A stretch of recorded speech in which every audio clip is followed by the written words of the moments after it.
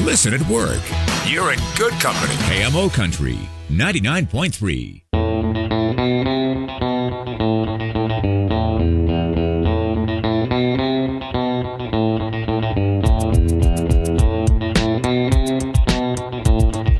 KMO Country and the Mac Daniels Show. Good morning, everybody out there listening to 99.3 in our area we call KMO Country. And as I'm starting to read this morning, KMO Country is also Bigfoot Country.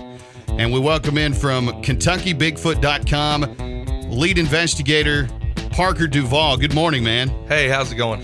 Doing very well. Right now, you're just kind of in this upheaval of people wanting to know stuff about you. I mean, you had the show the other night with Larry the Cable Guy, and you've done some of the stuff on our other radio stations. Now I'm lucky enough to have you in studio this morning. What's it been like the last few days for you? It's been crazy. We had the BBC from London come and shoot a documentary with us this past Saturday, and it's going to be airing next week on their world news, so we're going international now. It's crazy.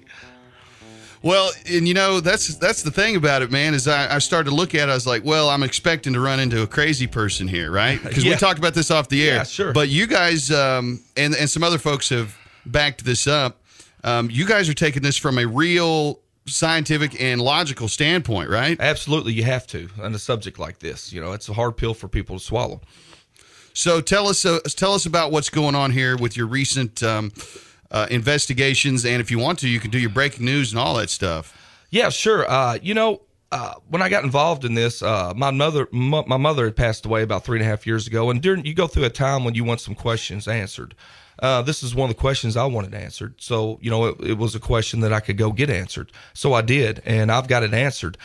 We've got hair samples, print casts, territorial markers. I've actually seen one with Generation 3 night vision goggles in Ohio County. They're not everywhere. So they're just in certain heavily wooded, pocketed forests throughout Kentucky. But Kentucky is what made this latest Bigfoot phenomenon happen. The Patterson-Gimlin film 67 started it back then. And then the sightings increased, and people said that's the reason why. Well, another thing happened after that, too. It's called the internet. People started sharing information. To give you an example, when I was in the News Enterprise, I had a gentleman call the reporter, and he wanted to talk to me, and I called him. He had a sighting here just a couple months ago in the New Haven, New Hope area. When he found out I was serious and was going to take him serious, he told me about his two neighbors that also had the sighting. So that's how this information rolls out.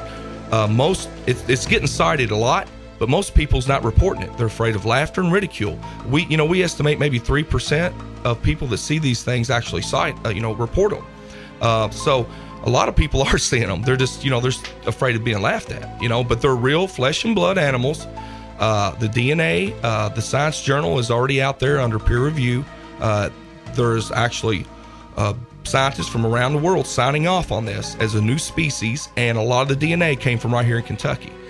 Now, you talked about the hair, and you told me on the telephone that you guys have found hair that hasn't been identified. Yeah, it's great. This is a great story. Ernie Brown Jr., Turtle Man. I know his nephew Tyler real well. I got into him a few months ago, and we got to become friends.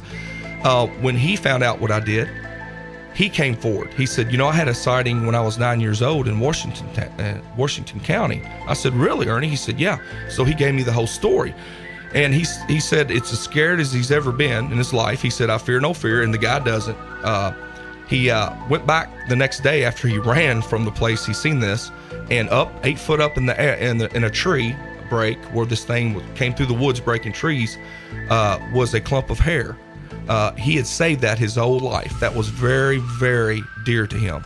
When he found out what I did, he said, can you have this checked out for me? So I went to his house, got it. We sent it off to Melba Ketchum, Dr. Melba Ketchum. She's out of Texas. She's the one heading up this DNA study. We've sent it to her. First sequence that came back, it's unidentified primate. So that's a good sign that it's looking like the real deal. She's sequencing it now for the second time.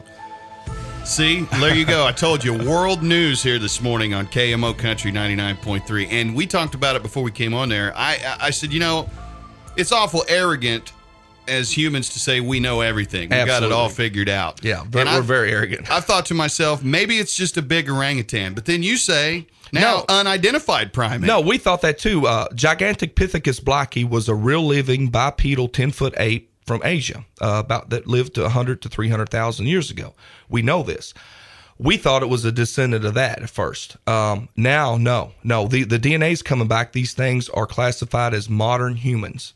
And there's debates both ways, and there's proof both ways, creation and evolution.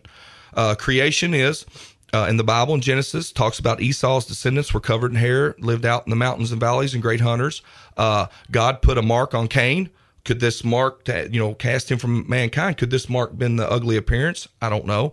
And then you've got the evolution proof, which is DNA that says this is another strand of Homo erectus that evolved alongside of us. So, there's proof out there for both ways. The Sasquatch itself, have you ever encountered one or seen one, and could you tell us one of those stories? Yeah, when I first started this, this is a hard pill for people to swallow. I've been there. I didn't really believe that they was here in Kentucky, and one of my first times out to the woods, I had one scream at me. What they'll do is they'll scream, throw rocks, break trees to try to intimidate you to get you out of the area. And most of the time it works. It worked for me that night. I had one scream about 30 yards behind me, and I'm telling you, it's a guttural, acoustic kind of primal fear that the fight or flight instant, and you want to run, and obviously that night I did, but I've gotten used to it now. I've learned more about them. They're not dangerous as a whole. They can be, but as a whole, they're not. They're just like the Native Americans was. They have found out and learned that the white man on a whole is bad. They kill things. They're dangerous, so they just want to stay away from us. They stay back in the woods, remote part of the woods for the most part, and just want to be left alone. So that's the thing. They're hiding. They don't want us to find them. No. They're very highly intelligent. You take a primate with the intelligence close to us, they can hide in these. I mean, the world's a big place. You can go to Fort Knox around some off-limit areas up there around the knobs. There's nothing out there. So, you can put me in a ghillie suit and I can hide in your backyard for a week with a little food and water, and you'll never know I'm there unless you're looking for me. And that's kind of the concept behind these things. Man, I tell you what, you've got so much going on here. I thought we could fit it into one segment, but there's no way. We're going to have you come back in another time. Can you do that? Absolutely. And go ahead real quick, plug your website, everything you're doing, man. Yeah, if you got a sighting, you can go to the website, KentuckyBigfoot.com, or you can contact me personally, Parker Duvall at Comcast.net. It would be a glorious thing, though, to walk up and talk to the Sasquatch, would it not? Oh, yeah. I'm waiting. It's just a matter of time before I have my Class A daylight close encounter. I can tell you this. I'm researching right now with a gentleman in the Sheriff's Department here close, not in Hardin County, but the next county over, and he has had multiple sightings. There's multiple 911 reports. These are very credible people coming forward and saying, I've seen this thing, and I know what I've seen. So, unless the whole world's in on this hoax together, it's not a hoax. And, what's the chances of that? It's impossible. Well, I am in 100% with you, and I want to go ahead and say it right now here today. We are your official radio station for breaking news, if you'll take us. All right, great. Yeah, absolutely. You're my first. Well, if you'll have us, Parker. Yeah. If you'll have us. You got it. Parker Duvall, everybody, KentuckyBigfoot.com. Who knows what's out there lurking?